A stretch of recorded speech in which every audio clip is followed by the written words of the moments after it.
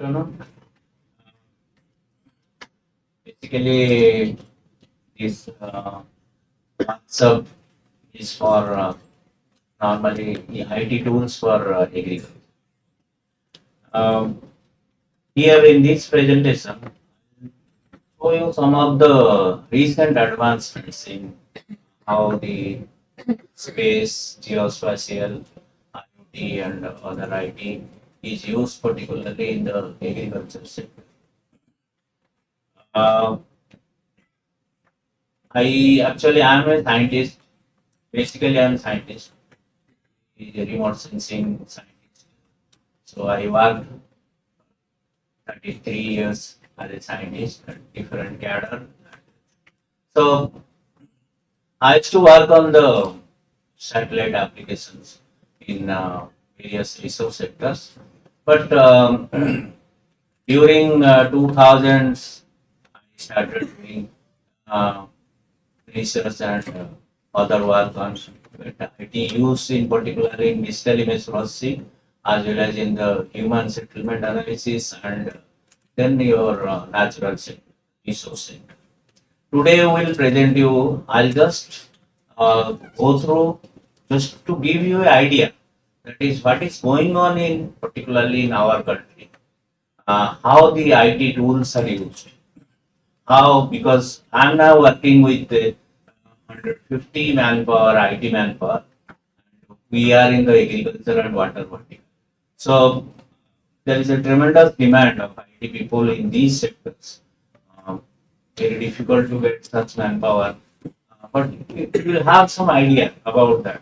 Then instead of showing you just some PowerPoint slides and everything, because when I was a student or I used to attend some classes, normally these PPT presentation, no, sometimes you bring it from date, sometimes you just create it. Some things, whether it is happening or not, that belief should come. So here we'll show you some of the live applications. What is going on using your particularly your IT technology. But in this session, I will show you mostly on agriculture, no other verticals. Okay, next. Actually, this is what right now I'm working with this group. We have R&D tie-ups with mostly IIT and NIT. And we actually use basically these technologies, geospatial, data science, IoT, and I just you why we are telling that we provide empowering decision making with last mile decision. You see, I'll give you an example that ISRO and other NASA and other people, they are sending lot of satellites. In fact, over this building, every 2 days, 1 day interval, even some hourly interval, you will get this telemedicine. But how to process it? So how a farmer will get it? That information. The satellite is generating your crop information, soil information, your moisture, your evapotranspiration, your vegetation, crop vigor, crop health, so many things about agriculture. So how it should the farmers should get the benefit. Or the government is constructing dams and providing water, whether that farmer is getting water or not. So right now the technology, why you are telling the last mile visibility, right now we are doing a solution for Odisha government that the farmer will send a grievance that I have not received water, particularly in this Rabi season and within this period. So how it will be checked? The person concerned will say, okay, we have provided water. He will say that I have not received the water. Then there must be some mechanism how to do it. What we are doing, if water is supplied, there will be definitely change in the soil moisture of the day. So if somebody is telling that we have provided the water, take a previous day image, take the after date image, you will get the authenticity of whether water is there. And even there is a quantification, the column also it can be inferred how much of water is there. Now this is the information at the satellite level as well as the your digital data level is developed. How it will go to the farmer. Now here comes the IT technology. We develop platform that we keep the satellite data, and satellite data you see every day, every 2 hour, every 10 days, 8 days, 15 days, 22 days interval, various satellites. So much of data is there, and data mining and data interoperability plays a big role in handling such satellite. You have geospatial data, you have village boundary maps, you have district maps, block maps, your farmer land parcel maps. So how to integrate those things that immediately on a mobile app you can give information that this is my plot and what is the moisture status. Now another example is there that particularly in coastal states of Odisha, we do kharif crop. Mostly our economy depends on the success of the kharif, but we stop it after kharif. Nobody does anything, but still there are so much of moisture on the field. Some intelligent farmer in Maharashtra, Punjab and other states, they do some crops, but there is a difference. Kharif crop and rabi crop, these are two seasons. I am now talking about the kharif. Once the rice is harvested, now how much of moisture is left? We are now planning giving in Andhra Pradesh it is going on, in Tamil Nadu it is going on, in Odisha we are going to implement that these are the zones even after kharif rice moisture level is high, one can do pulses. So instead of doing kharif and rabi two season crops or even one season only kharif crop, he can have another crop rotation pulses so that economic conditions and the utilization of the soil will be much more for further productivity. That's what we mean that the last mile visit. Next. This is what I told that we have these four platform. Platform means we have our own open source expertise. Developed platform means in the water resource management system, this platform can be used for multiple states or multiple organizations. The initially it started with Andhra Pradesh. Right now, the same platform is used for Kochi hub of Kerala, Tamil Nadu, and also for Odisha. It is going on. Haryana it is implemented. And I will give you details about actually why we call it a platform. And because in a platform you have data server, you have search engine, you have geospatial data handler, you have image processing options, then you have your AI and deep learning based analysis servers, then your visibility servers. So all these things all in open source. It has been designed in such a way that people have to write in a Python code and implement it in different states or in different organizations for water verticals. Similarly, we have options for agriculture, environment, and smart cities. These are the areas where I am working, but the organization have many other work experience. This is actually the list of some of our agricultural projects that is going on in India. So I was telling that particularly for agriculture, how much, what are the technologies are? You know, remote sensing. Remote sensing only provides satellite data. Enormous amount of satellite data. In a single satellite, you have multiple bands. In the multiple bands, also different passes. But this data has to be used for a meaningful purpose. It should be judiciously used, particularly for the socio-economic development of a country. Now, GIS plays an important role in how to analyze those satellite data along with your secondary cadastral or statistical tabular sensors and other.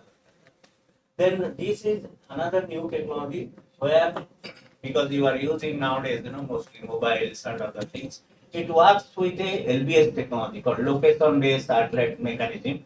So that also plays an important role and mostly for your navigations, cars and everything. But this particular GPS is have tremendous use in mobile app development.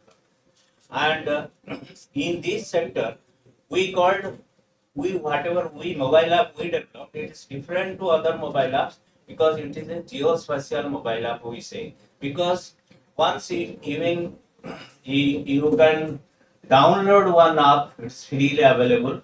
KYL Odisha.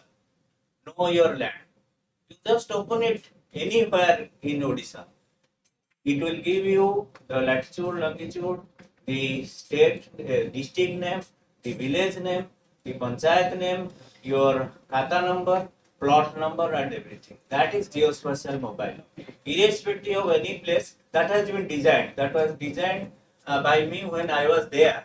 But the same technology we are using. Suppose somebody is taking a photograph that of a particular field and it is sending through the server to the organizations. Then how will believe whether it is that particular area? Latitude, longitude can be manipulated. But in a geospatial map, mobile app, there are two things. It will give you the coordinate as per the design configured into it, as per the input data provided to it. Another one is that there is a geofencing. That in particular in Bhubaneswar land use monitoring system or land intelligence system, BLUIS, if the particularly Amin, he has to be there within the 10 meter of that land. Otherwise, that mobile app will not operate. He cannot click on the photograph. So that is the difference of this importance of this GPS technology. Now, our expertise is that using this IT, remote sensing, EIS, and GPS, we create decision support systems as well as your dashboards, visibility, reports, analytics, and mobile apps. Next. This is actually our unified agricultural database. This is operational in four states.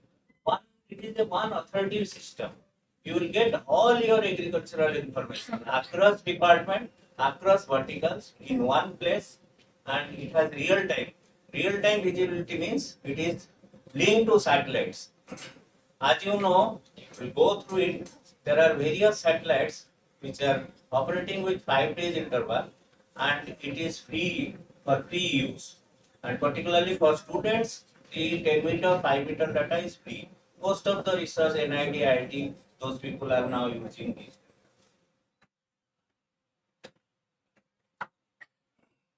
And then based on those data, you can see there are field centers, there are field sensors, drone, mobile app, then you are predicting mobile experimental data. All these data in the server. Then we have our own open source real-time weather forecast modules.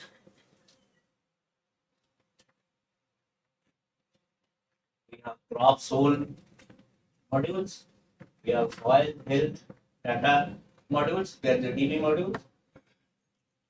Then we have predictive analysis modules for analyzing historical data and giving you the trend. And we'll show you examples how this particular platform is used for agricultural applications. Next. This is actually already I have explained that these are the range of satellite data available for agriculture.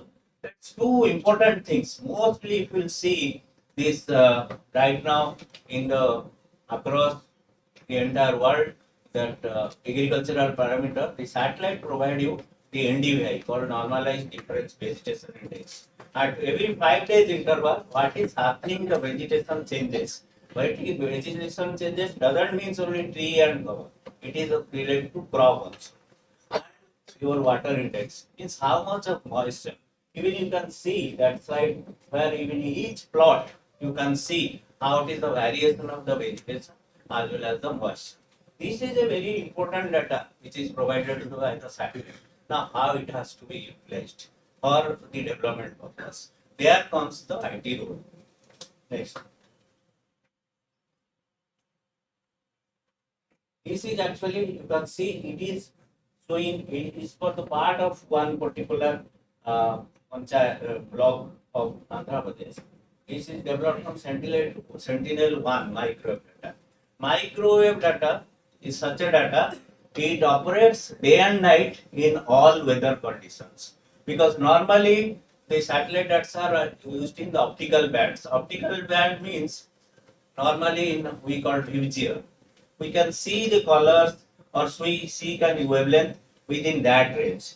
But there are, if you see the total electromagnetic radiation, there is ultraviolet, violet, then VGR, then your infrared, near infrared, far infrared. The satellite technology operates, and this is a sentinel SAR data which operates in the near infrared, where it gives you the soil moisture of all the crop field areas. So now you can see from this data, the boundaries are overlaid, and for each plot at every 5 days interval right now. But this satellite data, what you are seeing, it is not just coming directly from the satellite. There are a lot of mathematical algorithms. There are so many IT boys are there. It has to be developed, processed, then put it into a web server in a format, data format, so that it can be easily accessed and queried. There is whole lot of open source software used to develop this one. This is another example of crop classification. Now, once soil moisture is identified, vegetation is identified, next comes that what is that crop? What is that crop grown on the field? You see, India is a vast country. You cannot just go field by field and check that out. But we have homogeneous areas, complete area kharif rice or wheat. But this is the technology. How much is the rice area? Because right now government says there will be bumper crop of onion or bumper crop of wheat or rice. How does they say? There is a center, there is a Manavi center in the PM's office. Every month they used to give the government of India and the state government the information. What is the crop? How much it will the yield? How much you have to import? How much you have to export? How much we have to keep for the country? That decision is based on this particular classification. Initially, it started these programs for government sector. Right now, most of the commercial companies are using for insurance, crop insurance, and other things. Next. You can see this is a live program. It is going on because it's every 5 days it is changing, so that for Andhra, Tamil Nadu, for 4 states we are operating. Right now you see, I was telling about the geospatial mobile app. Now, it is not that we classify just based on the satellite data. Yes, mobile app, one has to go take a ground photograph, then send it to the server through the center. So it will go to the main database where the classification for turmeric, rice, or it will go to the that training sites data, and it will maximize the accuracy of estimation of the crop classification. Then you get a data like this at the farm level. Next.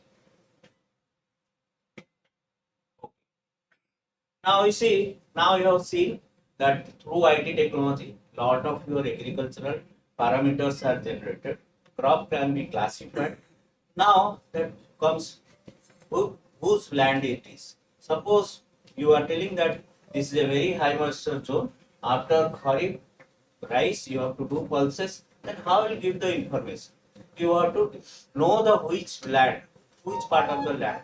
And we have a cadastral system in India. We have a house, we have farmland. We used to get a map. One way is to digitize those maps, create database, and integrate with that.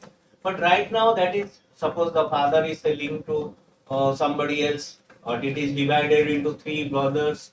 It is not updated. Sometimes the maps belongs to 2010 and people are using in 2023. To avoid those type of errors, what we are now doing, that satellite data, very high resolution satellite data of agricultural area, okay, it will give you all the field boundaries. So this one we have done most part of India. Right now we are doing for part of India. It's the next. So you can see this is actually the AI module we run. The satellite data, it comes automatically. I'll explain in the next slide.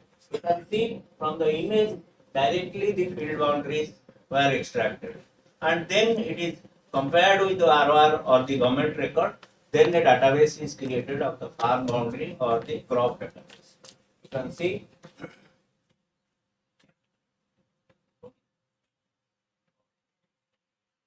So, now you can see, suppose we are generating a crop classification. Suppose we are generating a soil moisture or a vegetation index, or we are generating a pest affected area or a bumper crop area.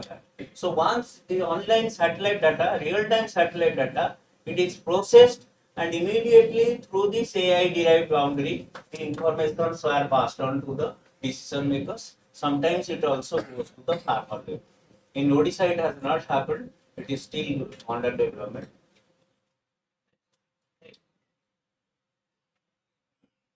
This one is continuing for last 3 years in Andhra Pradesh, and right now it is continuing in Tamil Nadu and Kerala.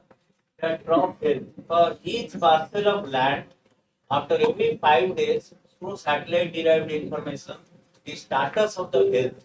Because you see in the space technology that how the sensors looks at the surface and says it is a tree or it is a house or that the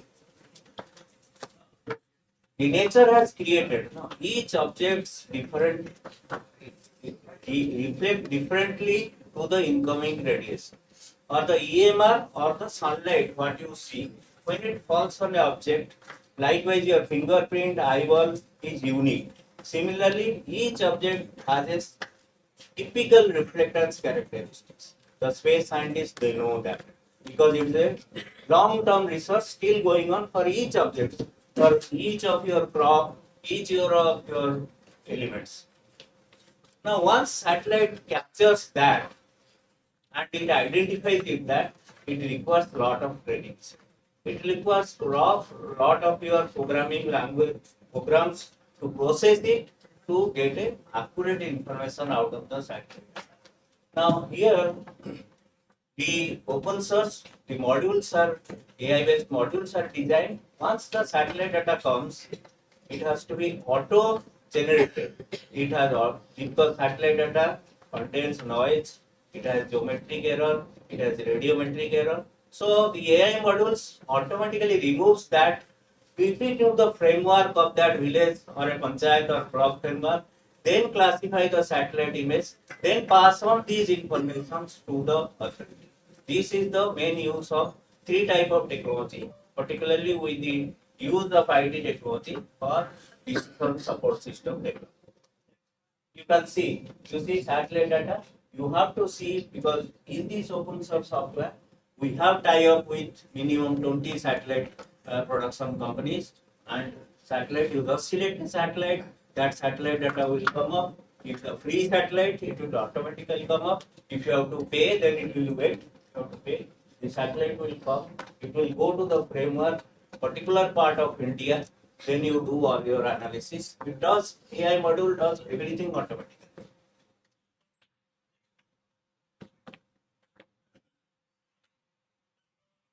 Yeah, this is this one I was talking about.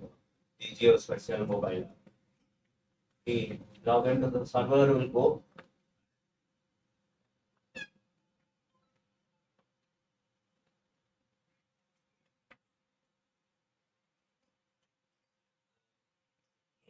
This prompt comes automatically. If you will stand on the field, it will give you all this information. Only thing is you have to select the village, the panchayat name, or the plot name. Next.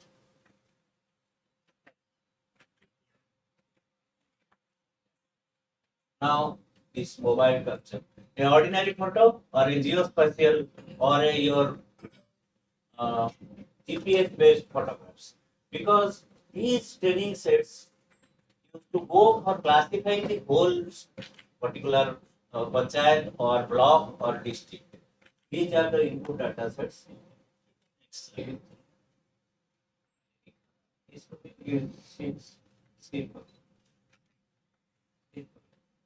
Yes, this one is important.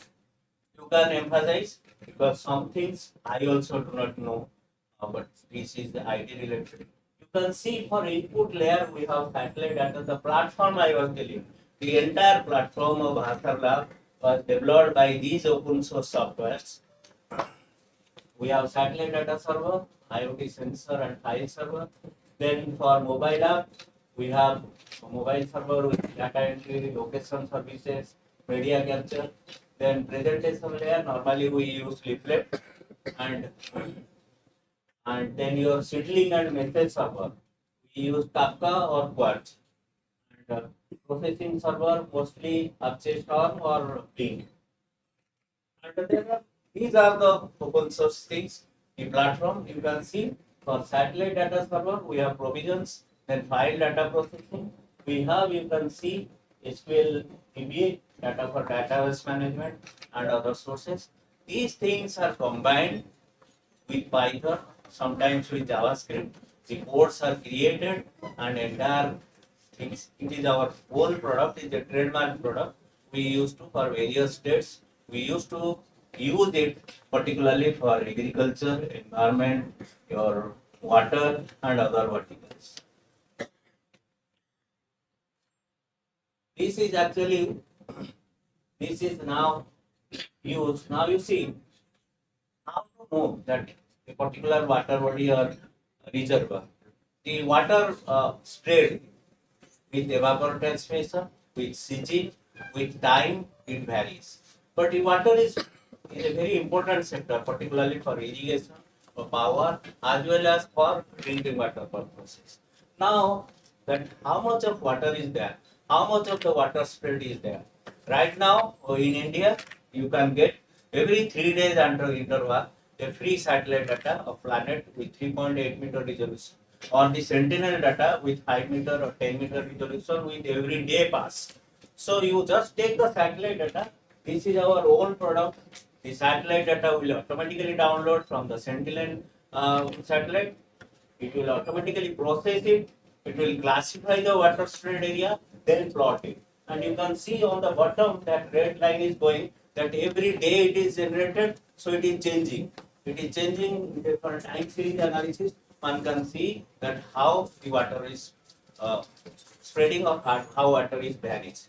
And if you have a geospatial app, we have for 11 major reservoirs and 55 medium reservoirs. So right now we have a tie-up with Odisha government.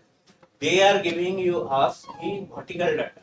That means what is the volume, level, and here the water spread comes. If you ask any of your, some of you family members might be electrical engineers at particularly station and power station, a water volume area capacity curve is very much important, particularly to take a decision about how much water has to be retained, how much water has to be passed for irrigation, how much water has to go for power production. So these data sets are providing a very good information, and right now, even the Jal Shakti mission has adopted, we are developing a portal for them on the basis of this.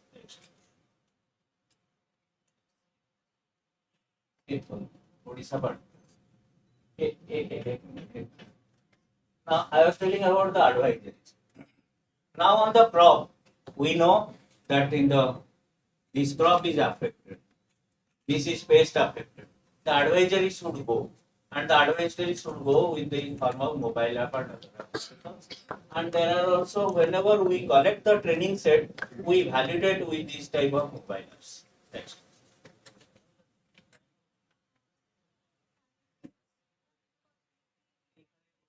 This is water ERP under implementation. It has many components. Real-time dashboard means we are capturing whatever rainfall or whatever water supply happens over Odisha on a particular every day.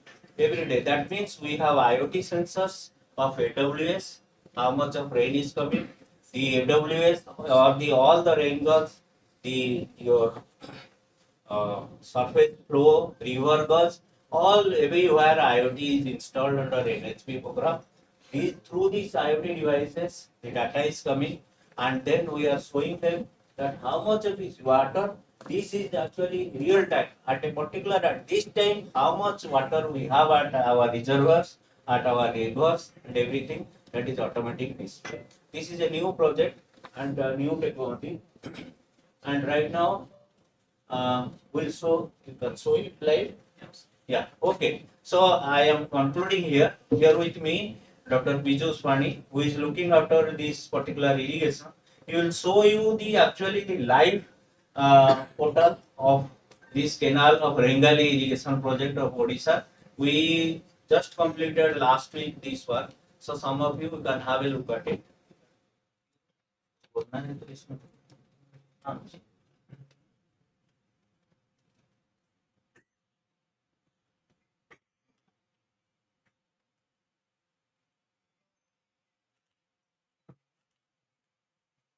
Yeah, so this is the live website of Odisha government.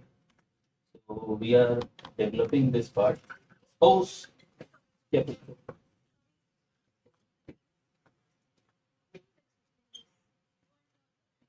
So this is part of the water ERP project that is going on right now, and we are covering the whole water resource under one platform. Okay. All the water resource informations to be shown at real time basis. All the information has to come from the field. As you know that the government organizations, they have been working on pen and paper and the registers for like ages, but it has not come to like all the data sets. They have not come in like, real time basis to the head office or for the decision makers to give decisions or make any decision regarding any kind of water resource information such as irrigation or whether it is flood forecasting, whether it is reservoir operations. So we are trying to bridge those gaps between the government and the real users of it.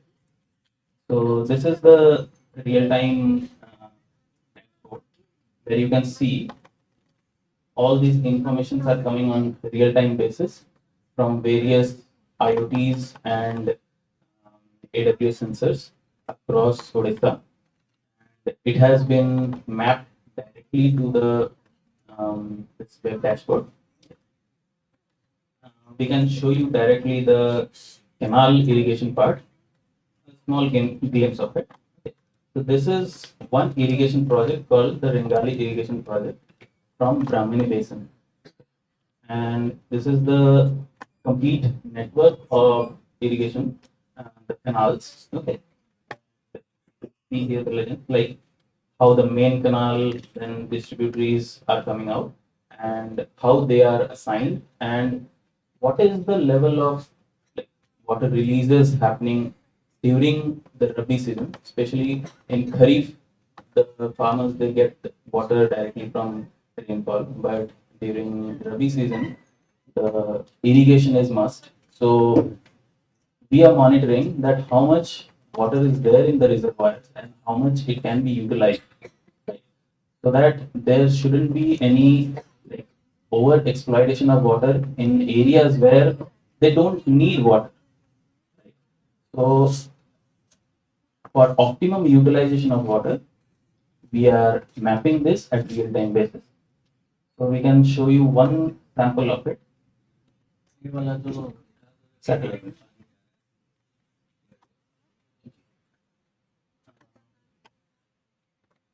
Yeah. So on the left hand side, we have this control panel. You can filter down various informations like which year you want, what kind of product you want, which project you want to see. Here, there is one sample.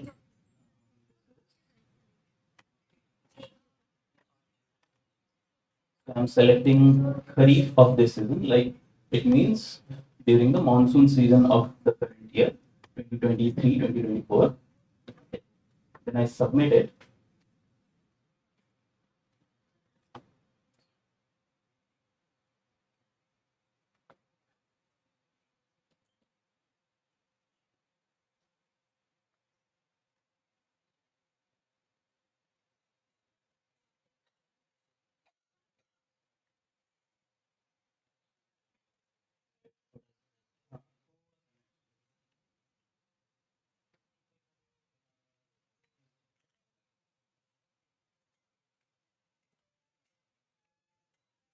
So what it is showing now, suppose the canal irrigation is going on, that right now if we take, automatically it will show you what is the rainfall related water available, what is the groundwater condition, what is the soil moisture, what is the crop coverage of that area, what is the water release. Actually, water release data comes through mobile app by the department. Then your water requirement. Now, our model calculates whether that area requires extra water release or not.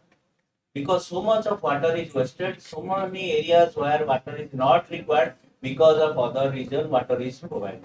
So to avoid that one, these scientific based method and data science based methods are designed, and in fact he is trying to show you that once water is released, that it will show a mimic view of how water moves, whether it has reached or on which date it has reached, how much is delivered. So all these information through a dashboard one can get.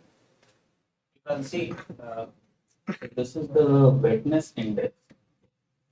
You can see like each and every agricultural field is mapped through AI and ML, and that particular field which belongs to a particular farmer, whether it has enough moisture or not, whether it has to be irrigated or whether it doesn't need any irrigation during the Rabi season.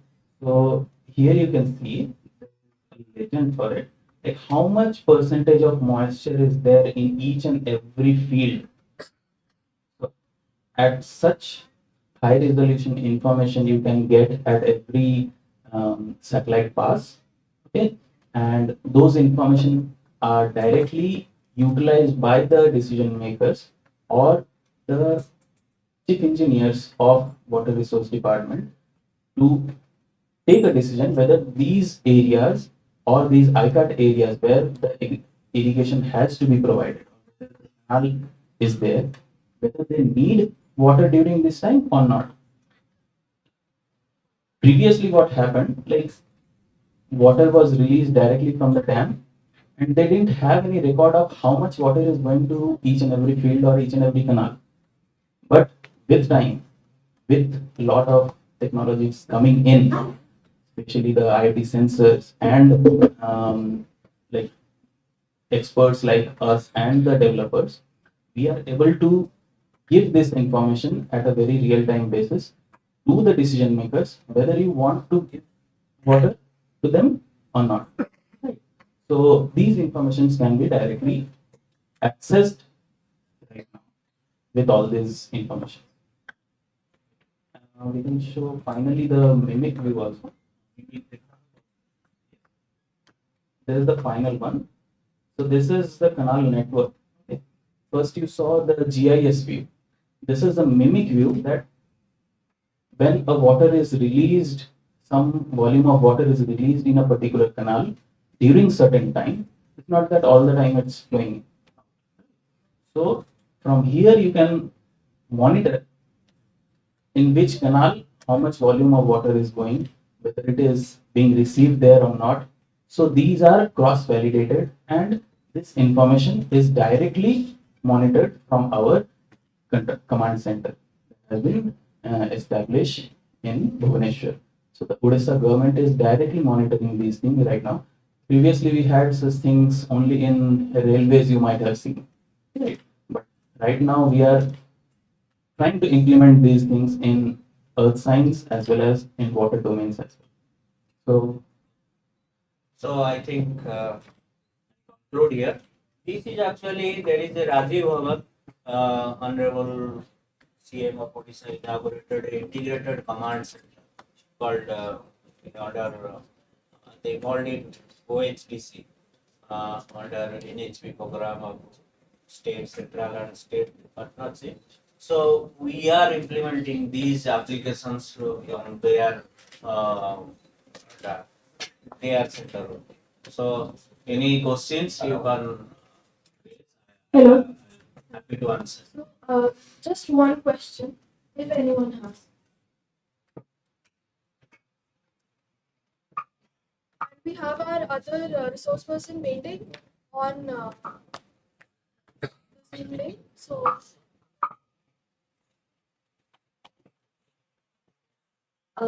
Actually, sir, this is really a great work.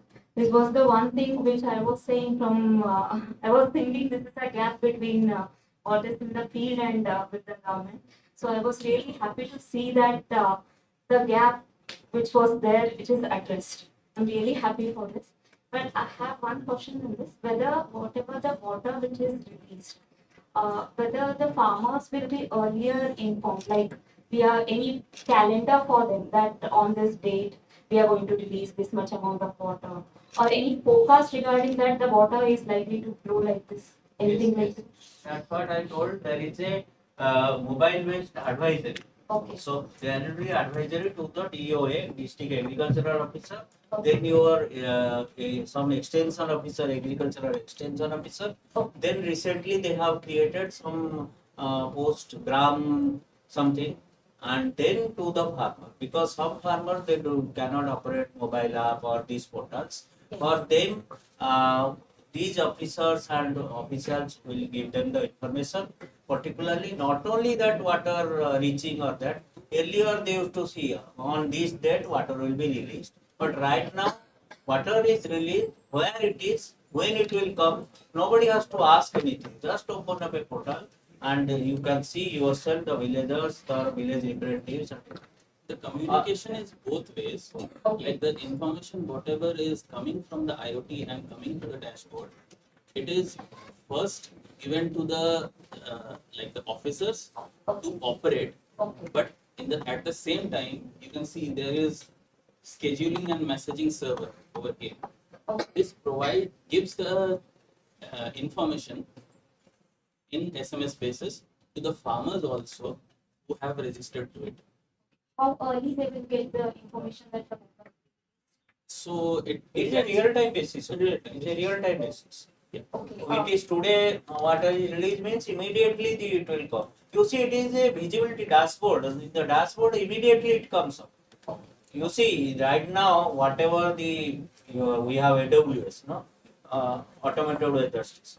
Once the rainfall occurs, immediately you will see in the dashboard. Okay. It will show how much of rainfall or how much of water flow, how much of the river water flows. Everything is now IoT based.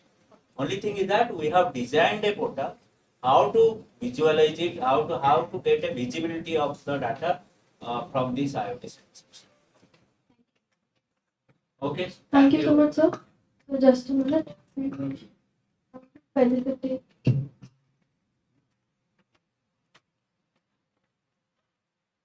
Thank you so much, sir, for your time, such a good lecture. Anupati, I will felicitate, sir, from IIIT Bhubaneswar, UNI's IEEE GRSS site.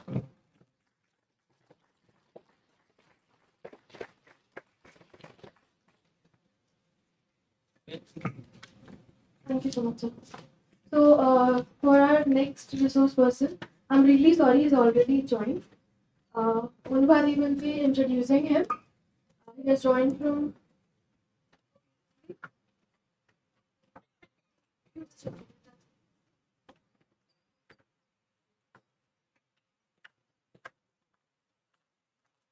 Hello?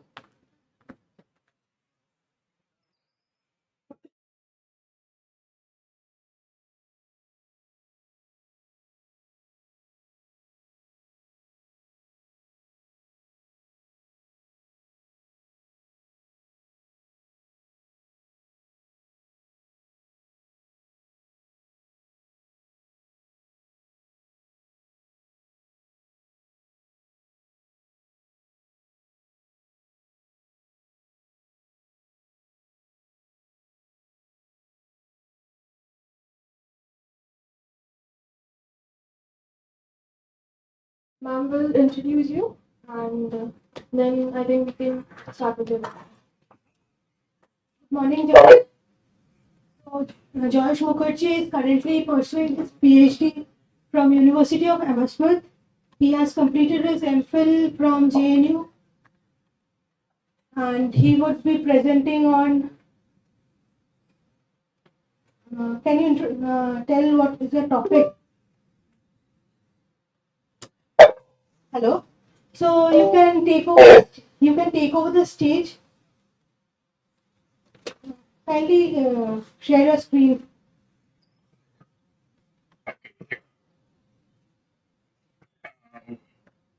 Okay. Yes. We can hear you. We can see you, Joshua. And Okay. See my screen. yes, we can see your screen. It would be great if you did it in slideshow mode. Yeah, just give me a minute. Yes, I think now it's visible and Yes. am I audible? Very well. Very well, sir. Okay, thank you. Thank you so much. Okay. So should I start? Please start. Yeah. Yeah. So good afternoon, everyone. In IIIT Bhubaneswar, and good morning from United Kingdom. So yeah, I've been doing my PhD in geography and earth sciences from Mishra University, Wales. And yeah, I've been working on the Dragon River process of the third desert, as well as have a keen interest to work in floods and flood management in our parts of India. So today my talk is going to be on the appraisal of flood scenario through the lens of conservation science. Uh, Lower Godavari River Basin, which is one of the most prosperous part of the country. So what we are going to see today, so we are having what like environmental monitoring and environmental changes that can be monitored through Earth observation. The next is about how disaster monitoring and management is important and how Earth observation plays a critical and crucial role now in this. Pretty much everyone as this workshop has brought you together to understand about agricultural factors. So yes, I would be taking you through damage assessment and agricultural factors which can be leveraged through Earth observation techniques. Global collaboration, obviously, people around the world has been working on different things. And it's also about policy and decision making, how it can play an important role. So yeah, here comes our case study from the July 2022 floods which happened. So just introducing the study, so we know that Godavari is one of the most largest part of the river basin in southern part of India. It's known as Dakshina Ganga Vidanga. And the southern section, or sorry, towards the eastern section of the river basin, so it's it's a tri-junction or a quadra-junction of different states, as you can see. So we have Telangana, Chhattisgarh, Odisha, Andhra Pradesh, so each having this, and in the pretext of trans-boundary river issues also. So floods have been a very important point of discussion. So my present study is basically from Kathapalli, which is in Khammam district of Telangana, and it extends to Yanam coastal town, which is again a small UT, a part of UT of Puducherry in Andhra Pradesh. So this stretch is about 275 kilometers long before it debouches into the Bay of Bengal. And the basic geomorphology is the downstream region of this region has a very defined and mixed alluvium delta. Crops are paddy and cotton. Vegetation is obviously deciduous trees are found because towards the part of Odisha, these regions are all having the extensions of eastern Ghats. So obviously we are aware of the topography over here. And also the climate is a very tropical climate with alternating wet and dry seasons. The research databases are basically those which are available in the platform called Google Earth Engine. So by now, maybe most of you are aware of this platform, and this is one of the most happening platform where and artificial scientists and remote sensing people have been working on. So yeah, there are a range of databases which we have been using. So we have been using GPM-IMOD, which is a rainfall data from NASA. Sentinel-1 and 2, which is pretty much used and talked about nowadays. Cloud mapping. We have used very high resolution land use land cover data for this.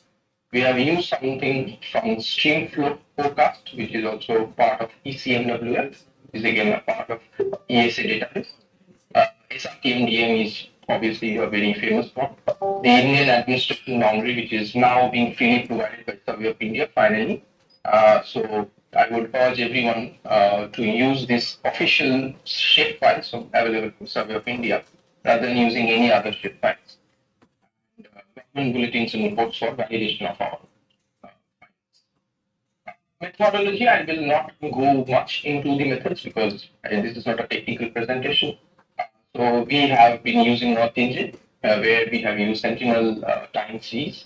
From there, we have used backscattered imagery, and then we have done some speckle filtering, and we have done the histogram analysis to Otsume, and we have defined flood and non-flood areas.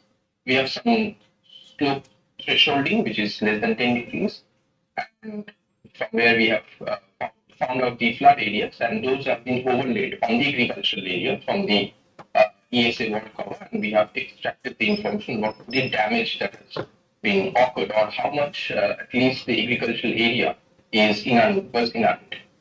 So coming to some results. So we have rainfall analysis and stream flow forecasts. If you see the rainfall, so you can see how it has progressed, and this has been plotted using the Google Earth Engine platform, and it shows that how it can be like shows that how the rainfall has progressed from 3rd July, then 4th July, and again there was a second cycle on 8th July and 9th July.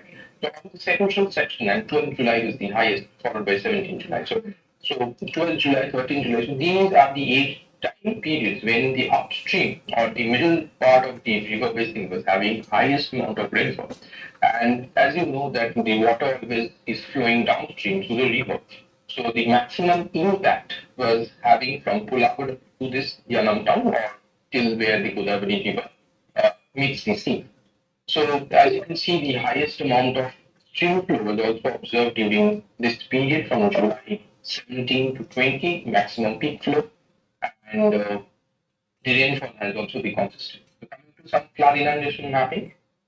So we try to map all these flood inundation areas. So there are different sites. So for first site was Kathapalli. So this is again the upper part from there where the floods were highest. Next is Bhadrachalam. It's a religious pilgrimage town for the local Andhra people. So that wise this town was like heavily inundated and there was like a lot of damage that was done. Then Kunavaram, this is another meeting junction of two important rivers, the Kunavaram River and the Godavari River. So this area was massively flooded because upstream of Kunavaram are the Eastern Ghat Mountains, which are draining off all the major rivers from southern part of Orissa, means the Koraput region, and the pre-post flood some analysis were done for Yanam also. So this is how the flood inundation mapping went. Coming to inundation tests. Now, I tried to analyze how these observations were made. So, like we found that about 100 square kilometers of Punavaram was inundated. Then Punavaram had 195 square kilometers. Major agricultural lands were inundated, leading to maximum loss of crops and products.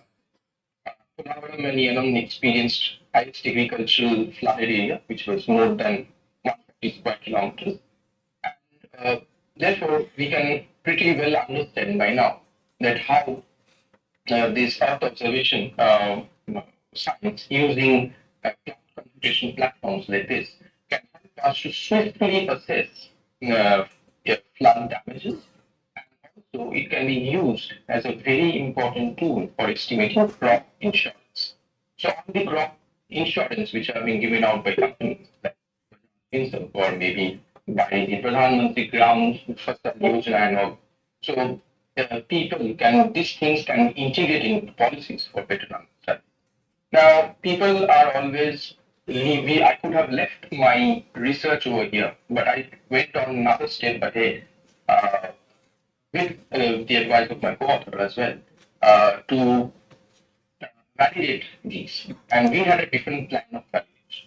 So the Central Water Commission, Ministry of Home Affairs, especially the Disaster Management Division, and the NRSC, they are always issuing different pre-post analysis of any floods, humongous floods or floods like this. So I went on to their websites and searched out their link and I put them and I've tried to understand that how things are done. So the point of contact of understanding these are like daily flood advisories or the heavy rainfall reports being issued by the Minister of Home Affairs or the Resource Act 2 AWIEFS images which were released. So if I go to the next images, so here we have tried to validate our results using both the images. So if you can see my pointer, so we can find that these are the images, the D or the B version on the Pulavar side. So these images are issued by the NRST and we can at least have an idea because you can't get the same image of that same particular date. But over here we have tried to understand. So like NRST has issued an image of 27 July 2022. But when I was doing analysis, it was on 26 July. So at least we can have the understanding of this. So what is the use of coming?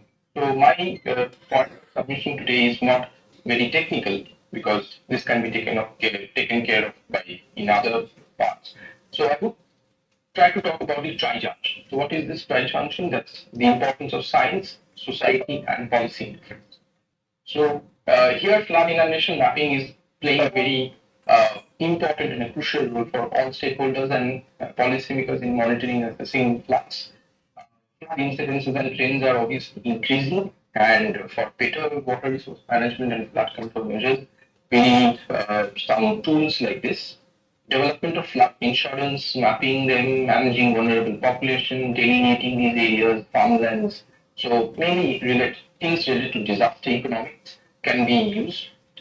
The observation cloud analytics are showing a way forward in this, and government and allied stakeholders like CWC, agricultural departments, ministries, disaster management authorities, NDRF, ACRF, all they can be using this technique and this as a ground. And also, along with that, we need a proper network of ground-based early warning mechanism systems. For example, telemetric river discharge methods, which can be like sensor-based monitoring, so that can give you exact fluctuations at real time data. So if there is a like for some stations, like for in Devprayag, in IIT Kanpur and the Krishna technology, so they have been working together for long to install some telemetric river discharges, and therefore they can predict if there is a upcoming flood within maybe an hour or two. So that's the highest level of resolution that can be found. So some areas, means especially these big rivers like Brahmaputra, Ganga, Godavari, Narmada. So all these type of rivers needs something like that. And for a decisive long-term evidence-based adaptation-driven measures, we need to and support our policies, and for better sustainable future, we need something like this. So yeah, this was our publication in the Journal of Geological Society of India, published this year in July, with Dr. Shurajit Ghosh. And so I could have ended here, but I could just take some more time. So I have been going through some very good articles from Nature.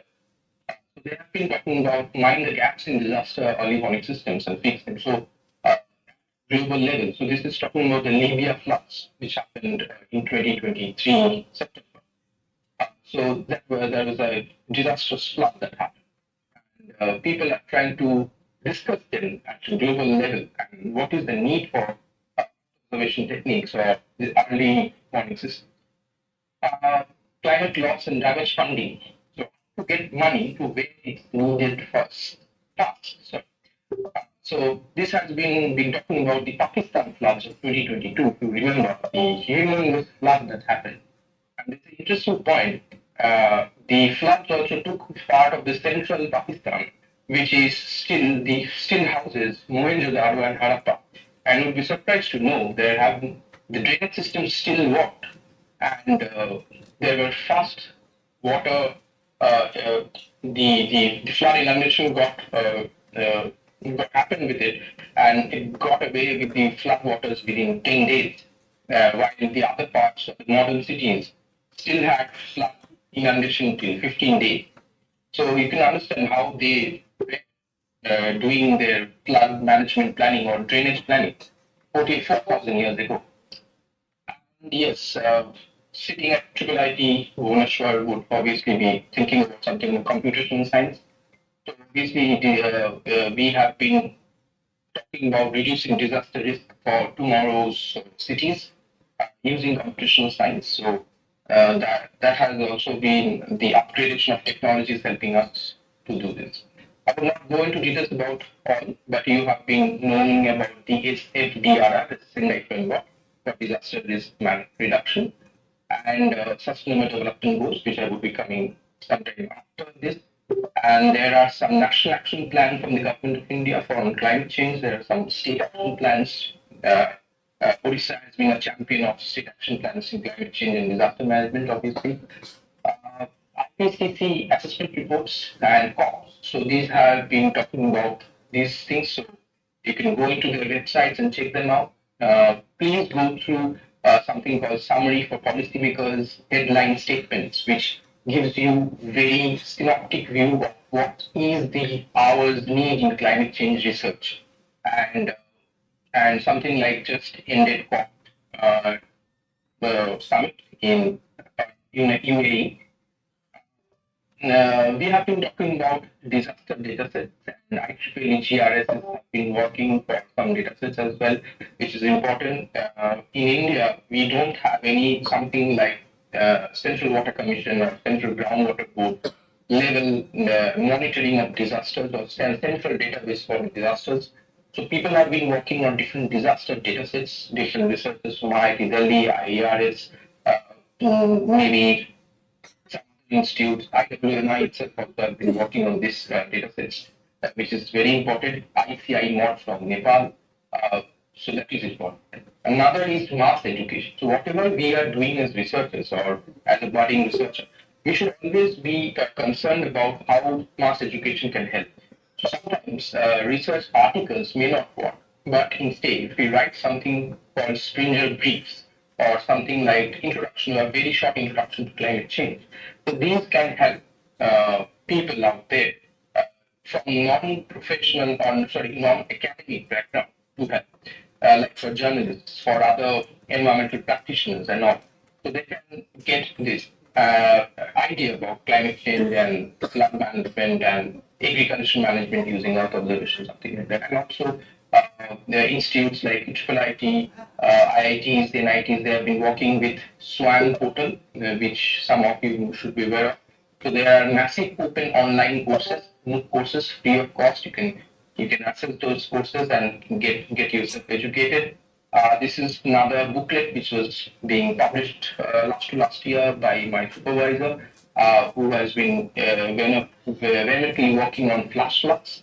So he published this with the British Society for Geomorphology, where he talked. This is a very small booklet available online. You can check them.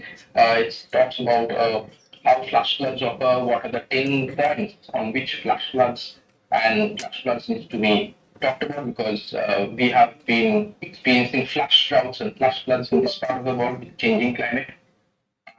So new policy documents in Indian perspectives are coming up. So one is the guidelines for mapping flood risk associated dams with dams. So obviously dam failures can be rigorous, can be have humongous effect. And flood affected areas of Atlas of India. This is a very recent addition in 2023 in the third edition of the NPDR, which happened in as a part of G20 in this March. So the Prime Minister's 10-point agenda, you must be aware some of this point. So point number 5 and 6 should be concerned of.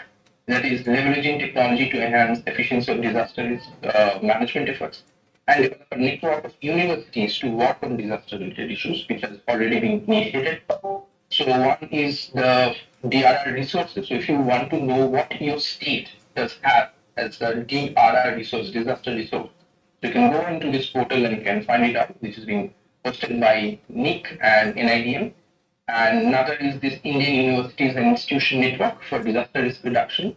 So there are different universities, IITs, my other institutes of India. So they have been working for disaster risk reductions, and this is the agenda 6 of it. And National Geospatial Policy in 2022 is seen as a game changer. And yes, just last month there has been an updation in Bhubaneswar geoportal, if you're aware. So all new data sets, which are very high resolution satellite images, at least 4, I guess. So all these data sets have been released, and more data sets are coming up. So that's good.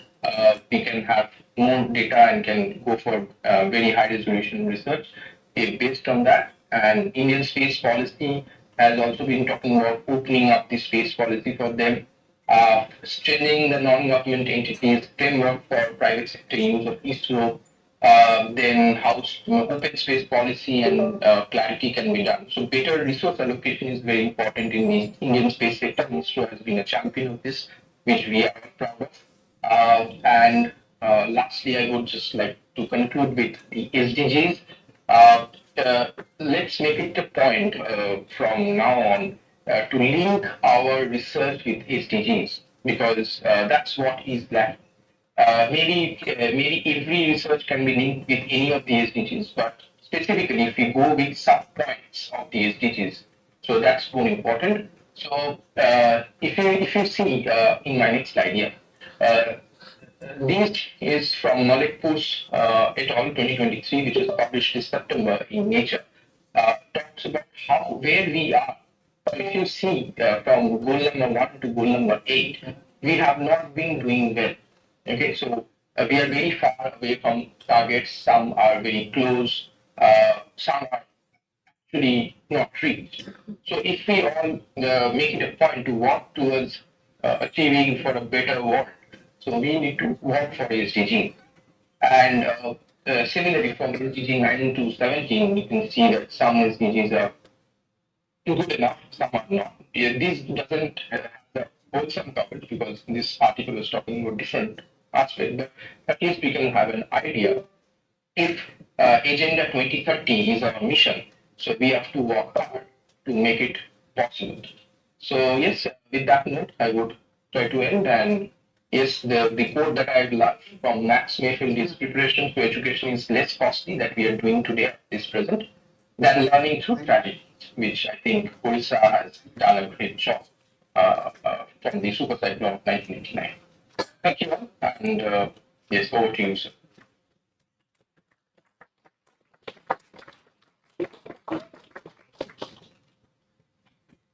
Hello. Yeah. Hello. Yes.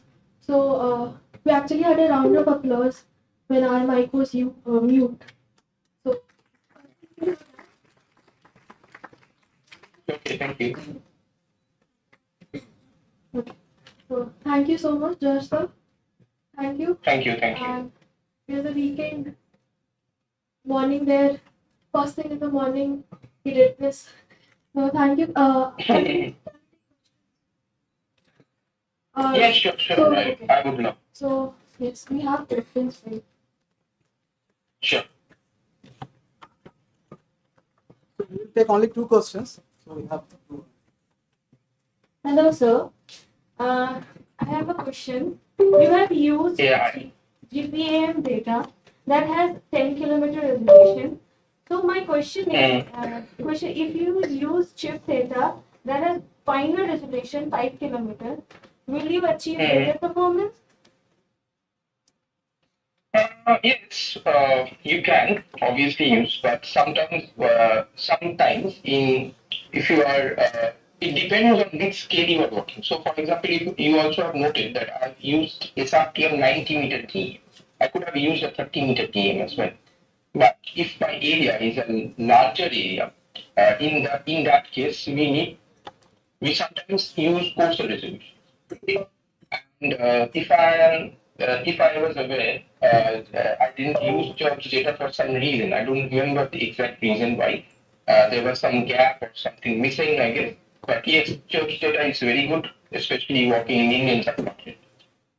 So yes, that can be an answer to your question, maybe. I just want to add, few points here. Yes, please, So sorry. obviously, when you use some data, there should have some context.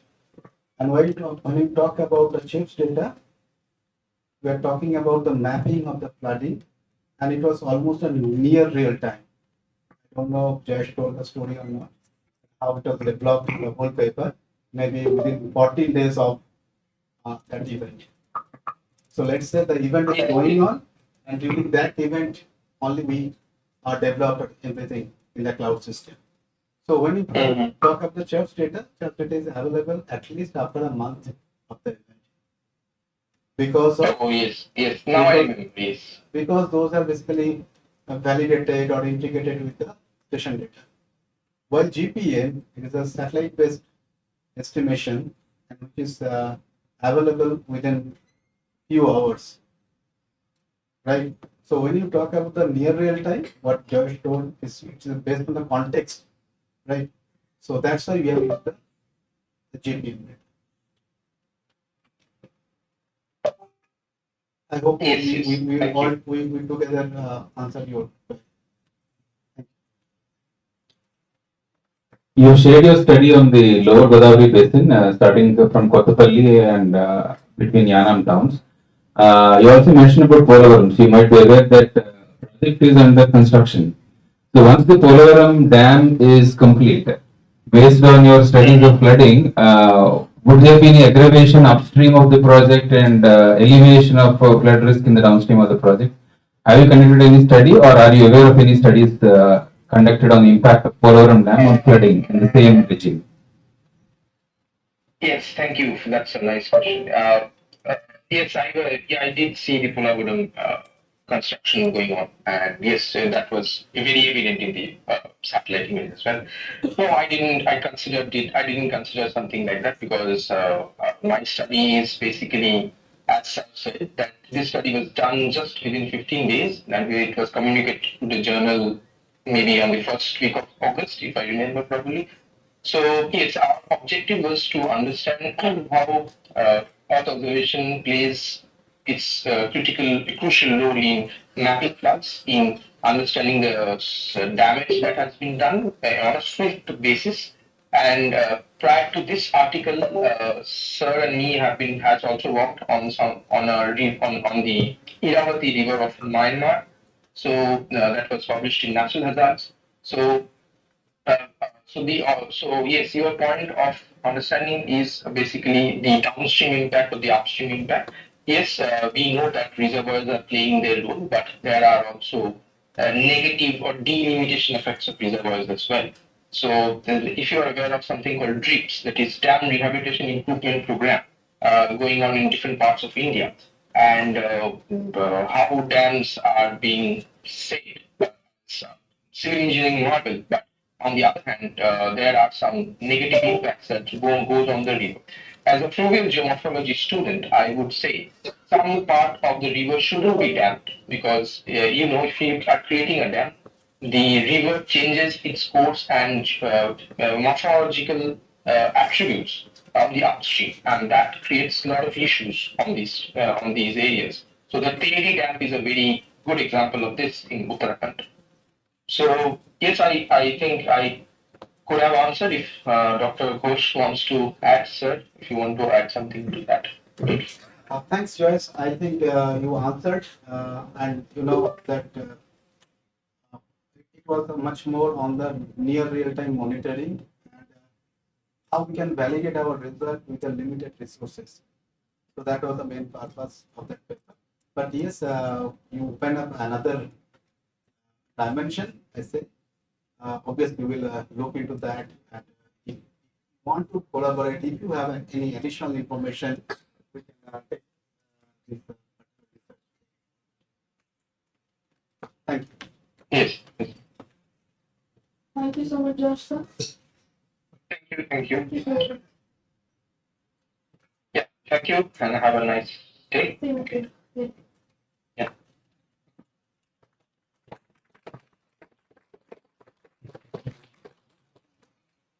So we're about to finish, right? Are you feeling good or bad? Bad, nah? So let's extend it to tomorrow, right? So director will come here, then we can still request him. Because we have the resource person, we have the everything, right? Tomorrow we have holiday also. We can attend, I will say extend. So that's fine. So we are somewhere the opening of global challenge, particularly that session, right? You know, can anyone from the participant can recollect that what we have done in that tier one? What I can recollect, we have day one, we talked about broader vision about the agricultural challenges, what we are facing globally, nationally, and locally. And part of that panel discussion was there. And eventually, when day one, day two, and day three, we're trying to understand the different crops, how they're connected, how Earth observation data can help to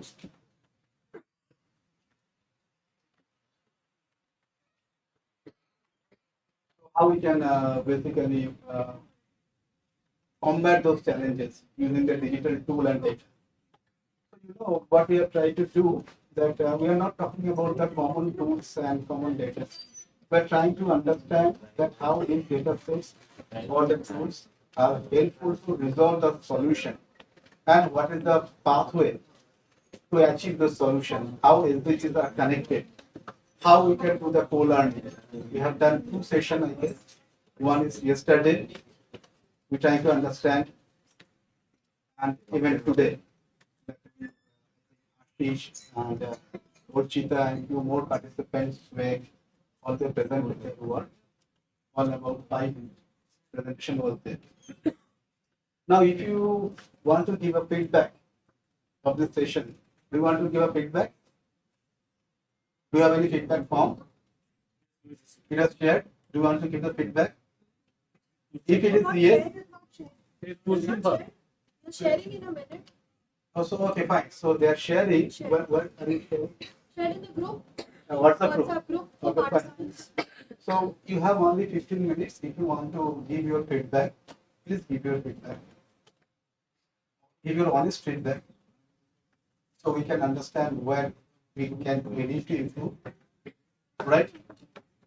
And if you don't want to give your feedback this time, no issue. Your certificate will not be issued. So this is your choice. And the certificate, no, you don't need certificate. Want to learn, and you have to literally have like this. So just to what one?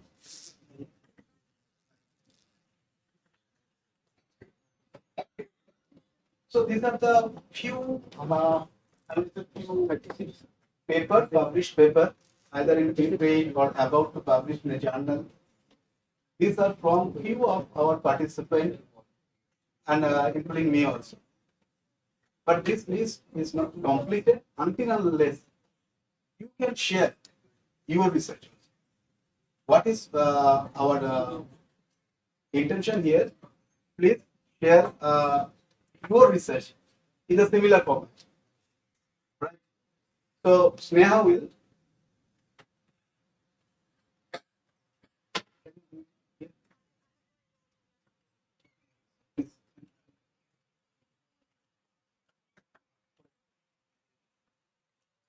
So what we can do, you can share your research in this format, take a photograph of something and share it Sneha.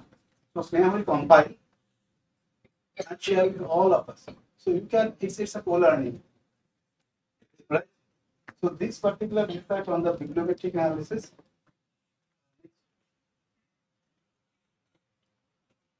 then this is one of the interesting product on the data cube preparation using Sentinel-1 in the Google Earth engine. The codes are available. Codes can be shared also. So you can connect the corresponding authors. So these all are basically using the open data, open tools. supportive to open science. Next. So next one is one of the very interesting. Recently, we have submitted this paper to a journal, but before that, we published in a preprint version that how graph theory. So, excuse me, do you know what this QR code is here? So if it is really interesting to you, please scan and you can read. Right? Don't wait for Sneha. She might forget later I on. might forget, I might give it at least 2 to 3 days. Yeah. Then you might lose interest as well. Possible. Yeah, true. So this is another very interesting application where graph theory can be implemented in the GIS applications.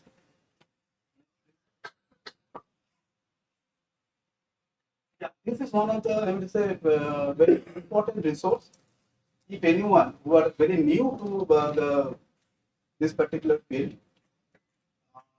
this is for them. If I just give the context, the co-authors basically are also very new to this field. So they prepare this particular document, I can say. So it will be easier for the newcomer, particularly in this field. So you know Orchita. Orchita presents one of the work. You know, you remember yesterday all those songs? Bengali songs, Tonic. So Tonic basically also contributed here. And other than one Punsi is from Sri Lanka. And Monva is also there. So this is a very important document. They have tried to give an idea what are the application areas and how you can use those data. They listed the data method. So it gives a interesting viewpoint. So now we're about to start our validity session in 4 or 4:30. I don't know the exact time right now. But when you can submit your feedback form? Any idea? 3:45. 3:45. So please fill up your feedback form. If I have one idea how you can give. Then take the right quick decision. Either you can choose the top one or the bottom one in the option. So if you answer based on this, they will selecting your certificates. You see? So one thing, they have a proper.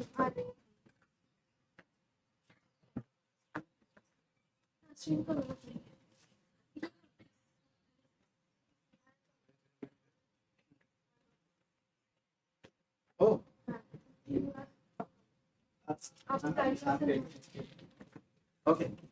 All the. All repeat. Okay.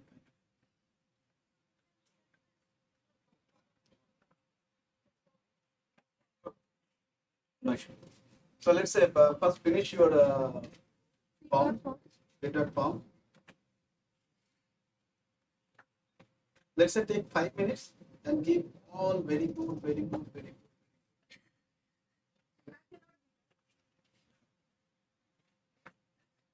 Then again we can meet, you know. If you say very good, the funding is okay, so very good. Again we will fund it.